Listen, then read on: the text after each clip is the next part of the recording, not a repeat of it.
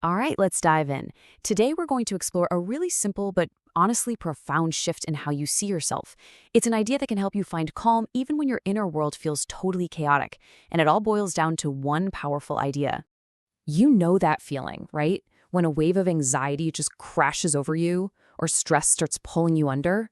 It feels like you're completely at the mercy of your own reactions, like you're not even in the driver's seat, just getting thrown around by whatever the day throws at you. And what we do is we identify with these feelings so strongly that we become them. It's not just, I feel anxious, it's, I am anxious, I am stressed. We literally become the wave, rising and crashing based on some random email, a fleeting thought, or just a shift in our mood. But what if I told you that this whole feeling of being tossed around, it all comes from one fundamental mistake? A really simple but huge misunderstanding of who you actually are. A case of mistaken identity. And here it is. This is the core idea we're going to unpack. And look, it's not just a nice little quote for a coffee mug. It is a fundamental shift in your identity. It's the realization that you are not the temporary emotion, but the vast, deep awareness where that emotion just happens to be appearing. So to really get this, we need to understand the two different identities we can choose from at any given moment.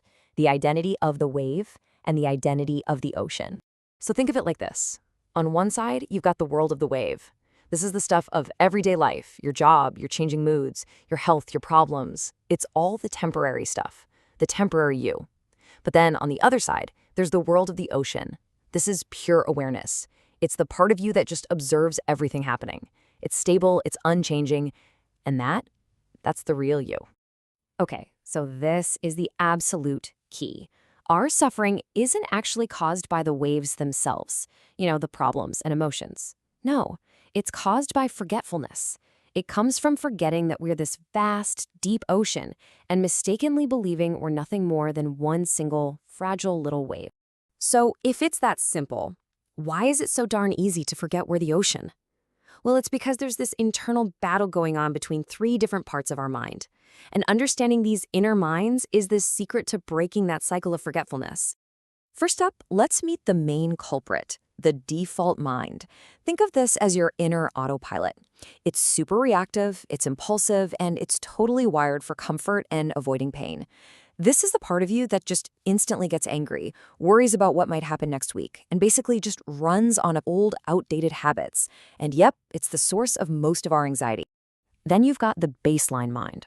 This one's a bit more neutral. It's a passive state of just being. Pure animal awareness. There's no active thinking, no real desire. It's kind of like that moment when you first wake up, before all the thoughts about your day come rushing in. You're just there. And finally, we have the hero of our story, the discerning intellect. This is your wise self, the calm observer. It's the part of you that can actually press pause, look at a situation without immediately reacting, and make a conscious, clear choice. This is the voice of the ocean speaking. So here's the problem we all face. Our loud, reactive default mind is constantly hijacking our calm, discerning intellect. I love this analogy. It's like having an absolutely life-changing wisdom app on your phone, but you completely forget to ever open it because you're just too busy reacting to the endless stream of noisy notifications.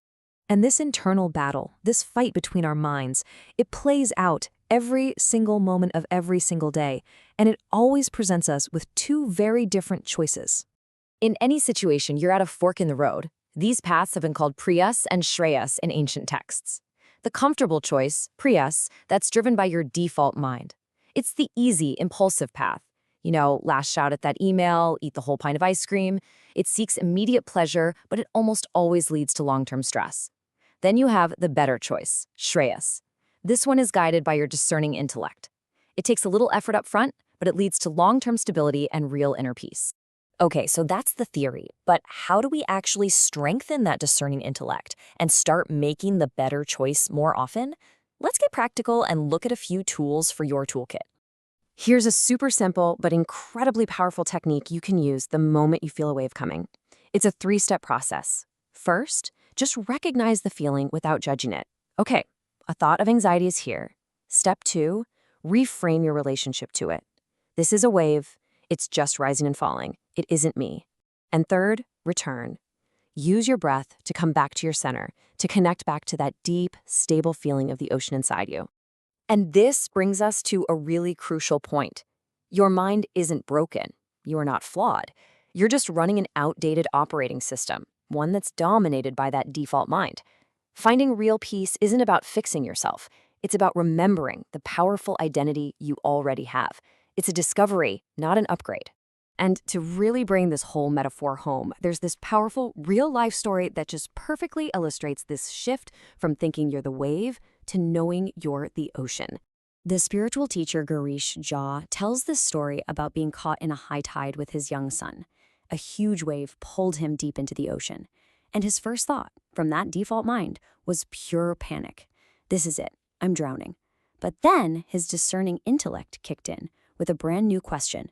Wait, am I drowning, or is my body just experiencing one really rough wave? In that split second, he separated himself, the observer, from the event itself. And just like that, another wave came and threw him safely back to shore.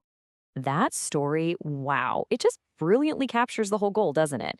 It's not about avoiding the rough water, but about changing who we are while we're in the middle of it. So let's be super clear. This practice doesn't promise a life with no problems, no challenges, no difficult emotions. That's not realistic. The waves will always come. The goal is to cultivate this unshakable, deep in your bones knowing that you are the vast, calm, powerful ocean that is capable of holding every single wave, no matter how big or scary it seems. So, the next time a wave of anger or anxiety or stress starts to rise up inside you, and believe me, it will, the real question isn't whether the wave will come. The question is, who will you choose to be? The frightened wave getting tossed all over the place by the storm, or the calm, deep ocean just watching it pass?